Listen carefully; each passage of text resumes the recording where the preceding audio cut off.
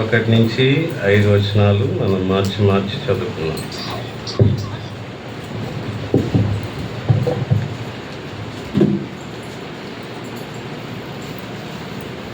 కీర్తనలు 32 1 నుంచి 5 వచనాలు మనం మార్చి చదువుకున్నాం. తన అతిక్రమములకు పరిహారం నొందినవాడు, తన పాపమునకు ప్రాయశ్చిత్తము నొందినవాడు ధన్యుడు.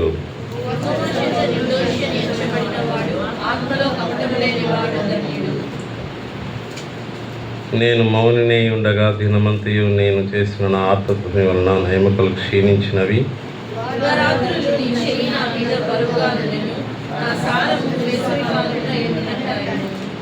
5వ వచనం మనం అందరం కలిసి చదువుకుందాం.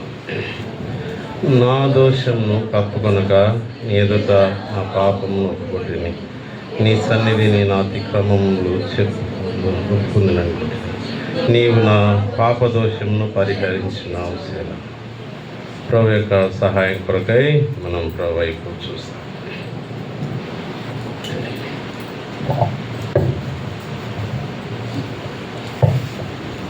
ప్రియ తండ్రి, స్తోత్రములు వందనములు చెల్లించుకుంటున్నాను. ఈ సంవత్సరం చివరి గడిలో మమ్మల్ని ప్రవేశపెట్టి దేవా, పాటల ద్వారా ఇప్పటి వరకు నీ నామం మహింపరచబట్టకు, నీ నామం గణపరచబట్టకు, నీ నామం హెచ్చించి పూజించి కొనియాటకు, కీర్తించబట్టకు మాకు ఇచ్చిన శ్రేష్టమైన సమయం కొరకై స్తోత్రం.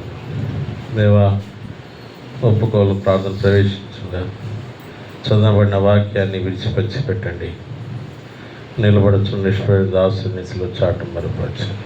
నా నోట నీ మాటలు ఉంచండి.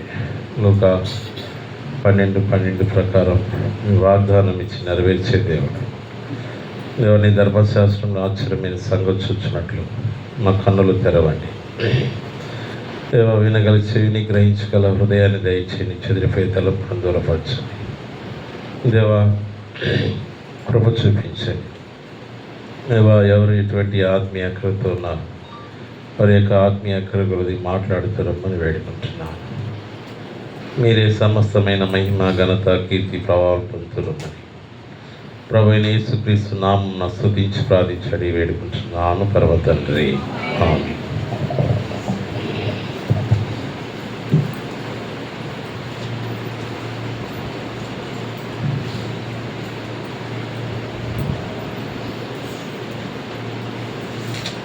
కీర్తనలు 32వ అధ్యాయం 5వ వచనం చూసినట్లయితే, నా దోషమును కప్పుకొనక నీ ఎదుట నా పాపము ఒప్పుకొంటిని, యెహోవా సన్నిధిని నా అతిక్రమములు ఒప్పుకొను అనుకొంటిని. కాబట్టి నీవు నా పాప దోషమును, నా దోషమును కప్పుకొనక నీ ఎదుట నా పాపమును ఒప్పుకొంటిని. కాబట్టి ఒప్పుకొని ప్రార్థనలో మనం ఈ సంవత్సరంలో ప్రభుకి ఆయాస్కరమైనది, ప్రభుకి ఇష్టం కాని కార్యాలు మనం చేస్తుంటే దేవుడి సన్నిధిలో దేవుడు వాక్యం సెలవిస్తుంది. అతిక్రమలు దాచిపెట్టువాడు వాటిని ఒప్పుకొని విడిచిపెట్టువాడు. ఒప్పుకోవాలా, రెండోది విడిచిపెట్టాలి. కాబట్టి అది ఎంతో శ్రేష్టమైనది. మనం కూడా ప్రభు 8వ వచనంలో కూడా చూసినట్లయితే కీర్తనలు 32:8 ఉపదేశము చేసేదను, నీవు నడవవలసిన మార్గమును నీకు బోధించెదను, నీ మీద దృష్టి ఉంచి నీకు ఆలోచన చెప్పెదను. నీకు మీద దృష్టి ఉంచి నీకు ఆలోచన చెప్పెదను. కాబట్టి ప్రభు సన్నిధిలో మనం ఉన్నప్పుడు దేవుడికి ఇష్టమైన వారిగా ఉంటున్నప్పుడు ప్రభు మన దృష్టి ఎవరి మీద ఉంచుతారు? మన దృష్టి, ఆయన దృష్టి మన మీద, నీ మీద దృష్టి ఉంచి నీకు. కాబట్టి ఎవరైతే ఆయనకి మరి ఇష్టమైన వారుగా ఉంటారో, ప్రియులుగా ఉంటారో వారి మీద దేవుడి దృష్టి లోకమంతటా ఏం చేస్తుందంట? సంచారం చేస్తుంది. దేనికోసం? ఎవరైనా నమ్మకస్తులుగా, యథార్థవంతులుగా, ఆయనకి ఇష్టమైన వారుగా ఉన్నారేమని ఆ యొక్క కనుదృష్టి లోకమంతటా ఏం చేస్తుంది? సంచారం చేస్తుంది. కాబట్టి దేవుడు వెతుకుతుంటున్నాడు ఎవరైనా ఉన్నారా అని. కాబట్టి మనను దేవుడు ఇంకా కీర్తనల్లో చూసినట్లయితే 51వ కీర్తనలో చూసినట్లయితే దావీదు అంటాడు ఇక్కడ 51వ కీర్తన 1, దేవా నీ కృప చొప్పున నన్ను నీ వాత్సల్య బాహుల్యం చొప్పున నా అతిక్రమం ఏం చెయ్యి? తుడిచివేయి. కాబట్టి మన అతిక్రమములు ప్రభు తుడిచివేసినాడంటే మరలా ఏం చేయవు? కనపడు. ఇంకా 2వ వచనం, నా దోషం పోవునట్లు నన్ను బాగుగా కడుగుము, నన్ను కడగండి, పవిత్రపరచు. ఇవన్నీ ఎందుకు అట్లా అంటే, పాపం చేసినప్పుడు మన మనస్సాక్షి అనేది పనిచేయదు. మన మనస్సాక్షి అనేది పనిచేయదు. కాబట్టి పాపం చేసిన వారికి వారి బుద్ధి కోల్పోతారు, వివేచన కోల్పోతారు, వారిలో ఆనందం ఉండదు, సంతోషం ఉండదు, నెమ్మది ఉండదు. సో ఒక భారం అనేది వస్తుంది. అందుకే ప్రయాసపడి భారం మోసుకున్న సమస్త, ఇది మనుషులు భారం మోస్తారా? పని చేసేటప్పుడు మోస్తారు. కానీ ఒక వ్యక్తి పాపంలో ఉన్నప్పుడు ఆ వ్యక్తి మీద ఏముంటుంది? పాప భారం ఉంటుంది. అందుకే యోహాను అంటాడు, ప్రభువారిని చూసి ఏమంటాడు? లోక పాపమును మోసుకొని పోవు. కాబట్టి పాపాన్ని ఏమవుతుందంటే అది భారం, అది మేలేం. అంతే కదా. హేబెల్ని కయ్యూని చంపాడు, తన అన్న చంపాడు కదా. నా భారం పాప దీక్ష నేను ఎట్లా ఉందంట? మోయలేనంతగా ఉందంట. కాబట్టి ఆ పాప శిక్ష, ఆ యొక్క పాప మనం మోయలేం. అందుకే ఆయన మోయటానికి వచ్చాడు. అందుకే శిలువ మీద మన పాపాలంతటిని ప్రభువైన యేసుక్రీస్తు వారు మోసాడు, శిక్ష కొట్టివేశాడు. ఎవడైనా క్రీస్తు నందు ఉన్న ఎడలా వాడును క్రీస్తు యేసు నందు ఉన్న వారికి ఏ శిక్ష విధి? శిక్ష కొట్టివేయబడింది. ఎందుకు? శిక్ష ఆయన భరించాడు. మన శిక్ష ఎవరు భరించాడు? యేసు ప్రభు వారు భరించాడు.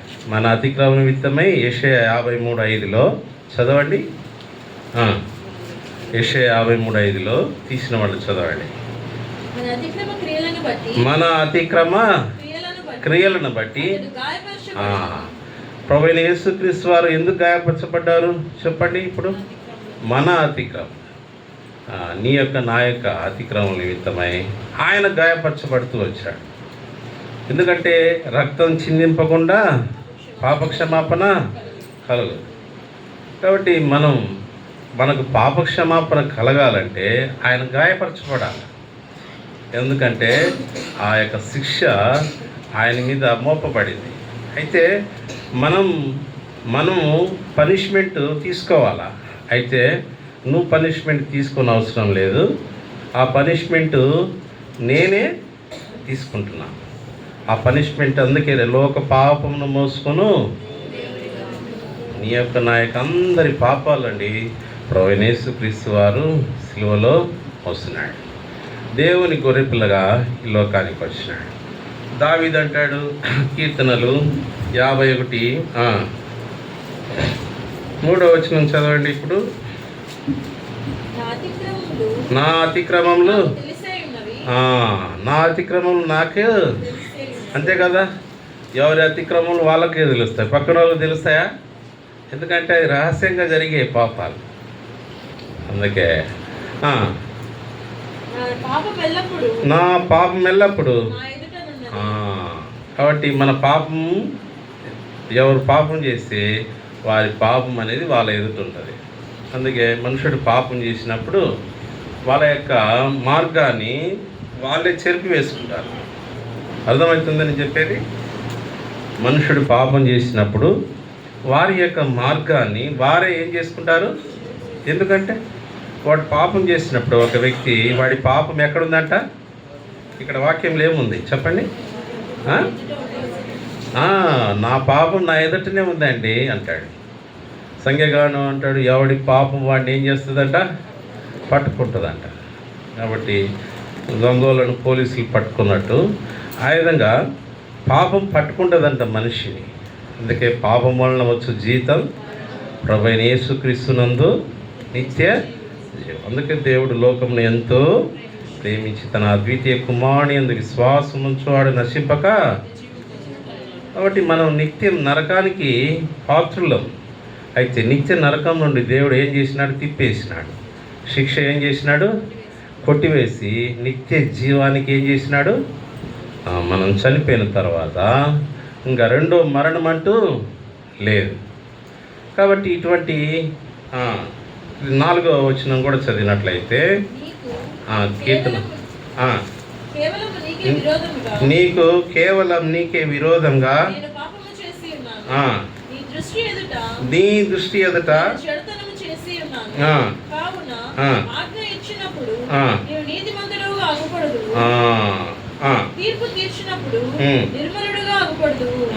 కాబట్టి ఇలా ఇక్కడ చూసినట్లయితే నీకు కేవలం విరోధంగా నేనేం చేశాను? కాబట్టి పాపం చేసినప్పుడు ఏం కోల్పోతాడు? తప్పిపోయిన కుమారుడు పాపం చేశాడండి. ఏం చేశాడు? తండ్రికి విరోధంగా ఏం చేశాడు? పాపం చేసి ఏమేమి కోల్పోయాడు? అన్నీ కోల్పోయాడు. తన యొక్క కుమారుడు అనే యోగ్యతను కోల్పోయాడు. తర్వాత తన ఆస్తిని కోల్పోయాడు. తర్వాత తన ఆహారాన్ని కోల్పోయాడు. తర్వాత తన రక్షణను, వస్త్రాన్ని కోల్పోయాడు. వస్త్రాలు ఉన్నాయా? మంచి లేవు. కాబట్టి వాడికి ఎప్పుడు బుద్ధి వచ్చింది? ఎప్పుడు బుద్ధి వచ్చింది? ఆ పంది పొట్టులో మరి తింటున్నప్పుడు ఏమొచ్చింది? అరే నా దగ్గర మా తల్లి దగ్గర ఎంతో కూలి వాళ్ళు సమృద్ధిగా ఆహారం తింటున్నాడు. వాడు ఆలోచన ఏంటంటే ఇంకా కుమారుడు యోగ్యత పోయింది, నేను ఏం చేయాలా? ఒక కూలివాడిగా నా తండ్రిని అడుగుతా నన్ను చేర్చుకుంటాడని ఒక మంచి ఆలోచన వచ్చింది. అయితే అక్కడి నుండి వెళ్ళి దేవుడు మరి కనికరించినట్టుగా చూస్తున్నాం. మరి తండ్రి కుమారుడు ఎళ్ళ జాలి పెట్టినట్లు యెహోవా ఏం చేస్తాడంట? ఎప్పుడైనా కుమారుడు దగ్గరికి వచ్చి పాపం చేసినట్లయితే కుమారుడు దగ్గరికి వస్తే తండ్రి చేర్చుకోడా? చెప్పండి. ఎంత ఘోర పాపాత్ములైనా తన తండ్రి క్షమిస్తాడు. మన దేవుడు కూడా అంతే. క్షమించుటకు ఎటు మనసు కలవాడినవాడు? సిద్ధ మనసు కలిగిన వాడు. నా యొద్దకు వచ్చేవారు నేనే మాత్రము త్రోసివేయనటువంటి దేవుడు. కాబట్టి మనలో సాతానుడు అనేవాడు ఏం చేస్తాడంటే ఏం చేస్తాడు? నీ పాపాలు క్షమించబడలేదని ఒక డౌట్ పెడతాడు. రెండవది, ఇంత గొప్ప పాపాన్ని క్షమిస్తాడా అనేది ఒక డౌట్ పెడతాడు. ఎంత గొప్ప పాపాలనైనా యేసు ప్రభు దగ్గరికి వచ్చినప్పుడు 1 యోహాను 1వ అధ్యాయం 7వ వచనం, ఆయన కుమారుడైన చెప్పండి, చదవండి. యేసు రక్తము ప్రతి పాపం నుండి మనం ఏం చేస్తుందండి? ఏమన్నా పాపం, చిన్న పాపం, పెద్ద పాపం, ఏ పాపమైనా నీ పాపం చిట్ట ఎంత అయినా కూడా అవి యేసుక్రీస్తు రక్తం వల్ల ఏం చేయబడతాయి? పవిత్ర చేయబడతాయి. ఇంకా 8వ వచనం కూడా చదవండి. 8-9 కూడా. మనము పాపము లేని వారమని చెప్పుకునే ఎడల ఏంటండి? చెప్పండి. మనమే. కాబట్టి మనుషుల దావీదంటాడు, నేను నా తల్లి గర్భంలోనే నేను పాపంలో పుట్టినవాడు అంటాడు. అపోజిట్ పౌలు అంటాడు, పాపిలో ఎటువంటి పాపి అంట? పూర్వం హింసకుడును దోషకుడును హానికరుడు నేను, ఆయన నన్ను క్షమించాడు, పాపిలో ప్రధాన పాపి అంటాడు. నా శరీరం మందు ఏ మంచిది కూడా ఏం చేయదు, నివసింప దగదు అంటాడు. కాబట్టి మనలో ఏమి లేదు. అందుకే ఆయనే రోమాలు అంటాడు, నీతిమంతుడు లేడు ఒక్కడును, అందరూ పాపం చేసి దేవుడు అనుగ్రహించు మహిమను. కాబట్టి మహిమను 9వ వచనం కూడా చదవండి. 1 యోహాను 1వ అధ్యాయం 9వ వచనం చదివినట్లయితే, మన పాపములను మనం ఒప్పుకొని ఎడల ఆయన ఎటువంటి దేవుడు అండి చెప్పండి? నమ్మదగిన వాడండి దేవుడు. నీతిమంతుడు కనుక ఆయన మన పాపం ఏం చేస్తాడు? డౌట్ లేదండి, క్షమిస్తాడు. సమస్తమైన దుర్నీతి నుండి ఏం చేస్తాడు? మనల్ని ఏం చేస్తాడు? పవిత్రులు చేస్తాడు. దావీదు అంటున్నాడు, అయ్యా నన్ను కడగండి, నన్ను పవిత్రపరచండి అంటున్నాడు కదా. దావీదు కాలం యేసుక్రీస్తు ప్రభు వాళ్ళు రాలే, అయితే ప్రభు యేసుక్రీస్తు వారు ఇప్పుడు మనకు వచ్చినాడు. ఆయన కుమారుడైన యేసుక్రీస్తు రక్తం ఇంతకు ముందల కాలంలో చిందించబడలా, ఇప్పుడైతే చిందించబడింది. అందుకే ఆయన కుమారుడైన యేసుక్రీస్తు రక్తం సకల పాపం నుండి కడిగి మనల్ని పవిత్రంగా. కాబట్టి కీర్తనలో 66వ కీర్తన 18వ వచనాన్ని మనం గమనించినట్లయితే, నా హృదయంలో నేను పాపము లక్ష్యం చేసిన ఎడల, నా హృదయంలో పాపమును ఏం చేసిన ఎడల ప్రభు నా మనవి. కాబట్టి పాపం అనే హృదయంలో నుండే పుడుతుందండి పాపం. యేసు ప్రభు అంటాడు కదా, నీ శిష్యులు ఏందయ్యా చేయి కడుక్కోకుండా భోజనం చేస్తున్నారు. అది కాదండి, భోజనం అపవిత్రత కలిగేది. హృదయంలో నుండి వచ్చేవి మనిషిని ఏం చేస్తాయి? హృదయంలో నుంచి వస్తాయి దురాలోచనలను, దొంగతనములను, వ్యభిచారములను, నరహత్యలు, ఎన్ని వస్తాయి ఇక మత్తయి సువార్తలో ఉంటాయి. కాబట్టి హృదయం అన్నిటికంటే ఘోరమైన వ్యాధి కాదు. కాబట్టి ఆ హృదయంలో నుంచే పాపం పడుతుంది. అందుకే హృదయ శుద్ధి గలవారు వాళ్ళు ఏం చేస్తారు? దేవుని చూడటం. ఇప్పుడు ఎవరైనా దేవుని చూసిన వాళ్ళు ఉన్నారా? హృదయ అంటే దేవుడు చేసే కార్యాలను వాళ్ళు చూస్తారు. అందుకే హృదయ శుద్ధి గలవారు దానిలో వాళ్ళు దేవుణ్ణి చూస్తారు అని మనం ఇంకా చూసినట్లయితే, మన అతిక్రమాన్ని ఏం చేసుకోకూడదు, దాచిపెట్టుకోకూడదు, ఒప్పుకోవాలి. అందుకే సామెతల్లో 28వ అధ్యాయం, సామెతలు 28వ అధ్యాయం 13వ వచనాన్ని తీసిన వాడు చదవండి. సామెతలు 28వ అధ్యాయం 13వ వచనం. అతిక్రమం దాచిపెట్టువాడు వర్ధిల్లడు, వాటిని ఒప్పుకొని ఏం చేయాలంట? విడిచిపెట్టేవాడు. కాబట్టి మన జీవితాల్లో మనం వర్ధిల్లా లేకపోవటానికి ఇప్పుడు ఏంటి చెప్పండి? కారణం చెప్పండి. మన అతిక్రమములు ఏం చేస్తున్నాం? దాచిపెడుతున్నాం. కాబట్టి దాచిపెడితే, ఇప్పుడు డాక్టర్ దగ్గర పోయి నీ రోగాన్ని దాచిపెడితే ఎవరికి నష్టం చెప్పండి? ప్రభు దగ్గరికి వెళ్తున్నావు సరే, నీ అతిక్రమం ఒక్కొక్క అతిక్రమాన్ని ఏం చేయాలా? ప్రభు సన్నిధిలో బట్టలు మనం ఒక్కొక్క బట్ట ఉతుకుతామా, మూట మూట సబ్బు పెడతాం చెప్పండి? ఒక్కొక్కటి. ఇప్పుడు వాషింగ్ మిషన్లు ఇచ్చినాయి కాబట్టి దాంట్లో వేస్తున్నారు. ఉతికే వారి గురించి చెప్తున్నా. పురుగాలు వాషింగ్ మిషన్ బిఫోర్ ఒక్కొక్క బట్టను చేసుకొని సబ్బు రాసి ఉతుకుతారు. అదేవిధంగా ఒక్కొక్క పాపాన్ని ప్రభు సన్నిధిలో ఒప్పుకోవాలి.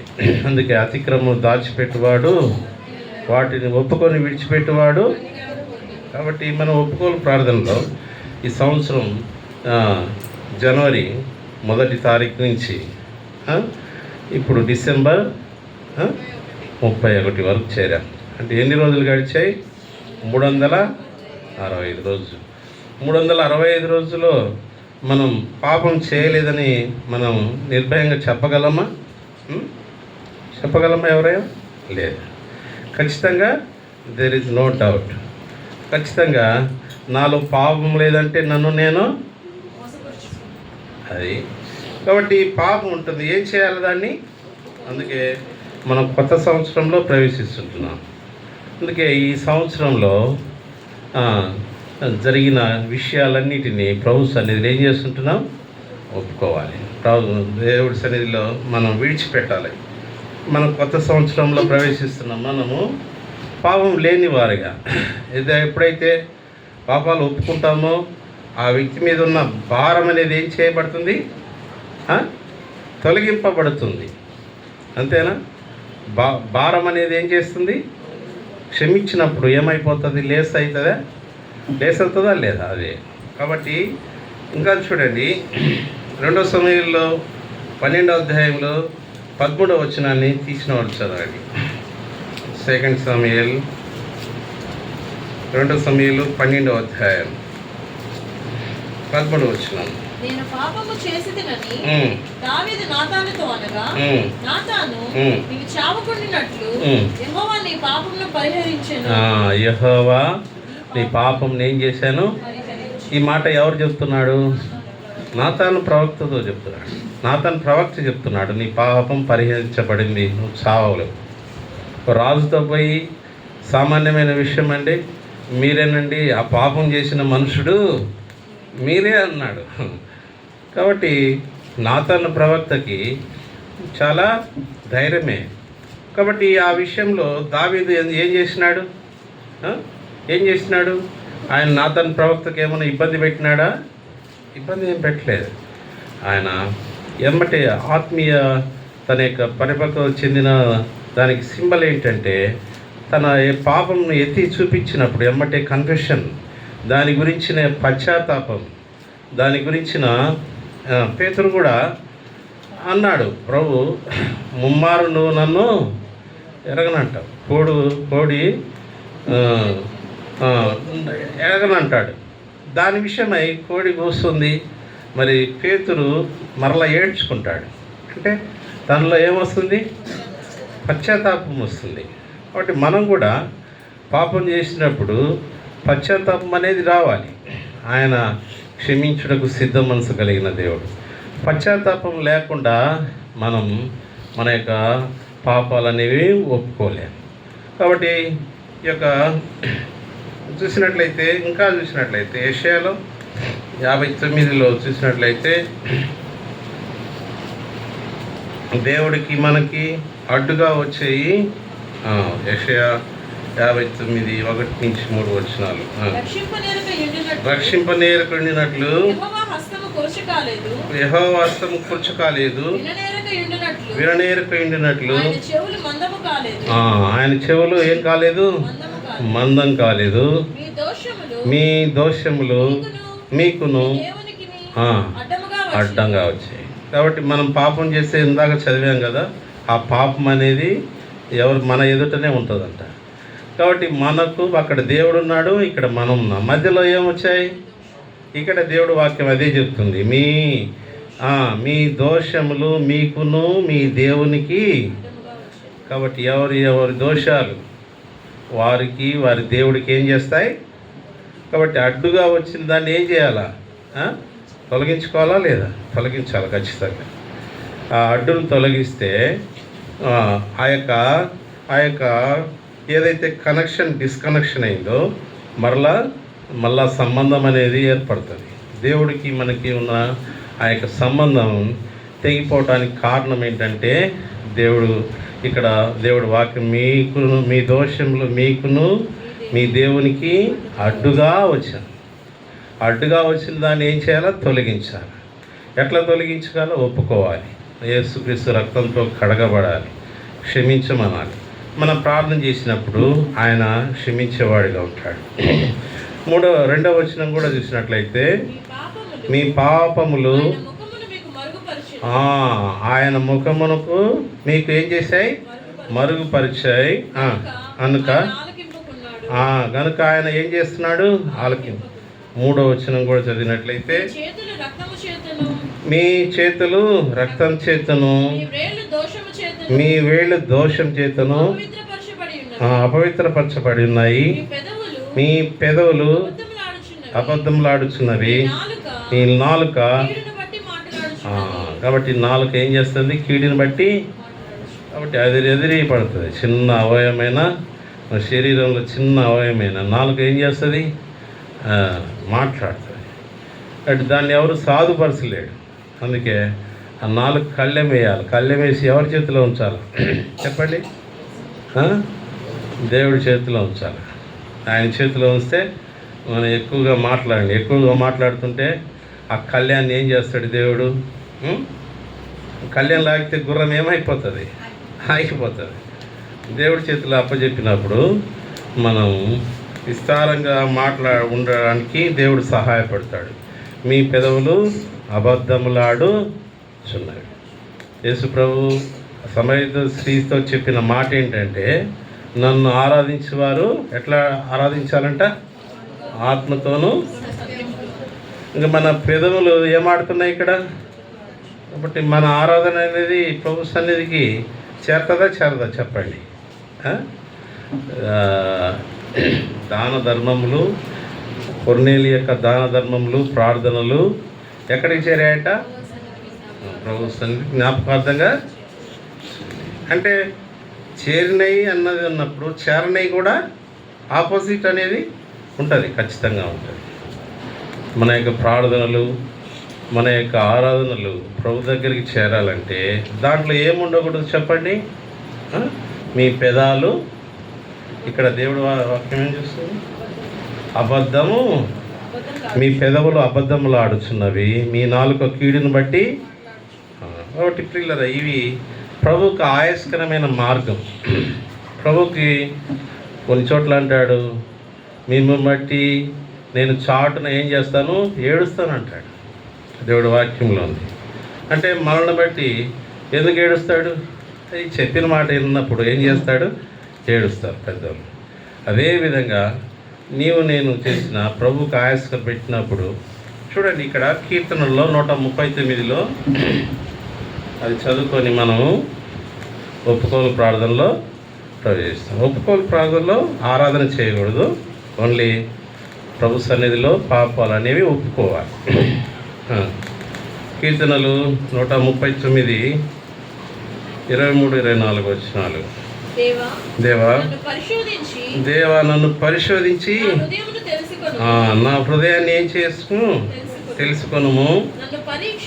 నన్ను పరీక్షించి నాకు ఆలోచనలను తెలుసుకొనుము. నీకు ఆయాస్కరమైన మార్గము నా యందు ఉన్నదేమో చూడు. నిత్య మార్గమును ఏం చెయ్యి.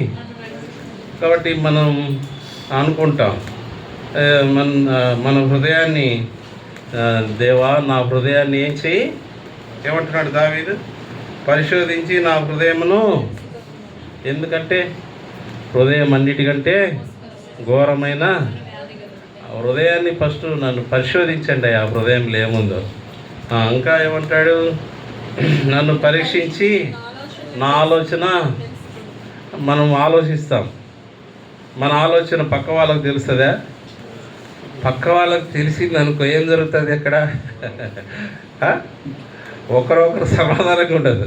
ఇప్పుడు నా ఆలోచన నీకు తెలిసిందనుకో, రాంగ్గా ఆలోచించినప్పుడు ఏం చేస్తాడు?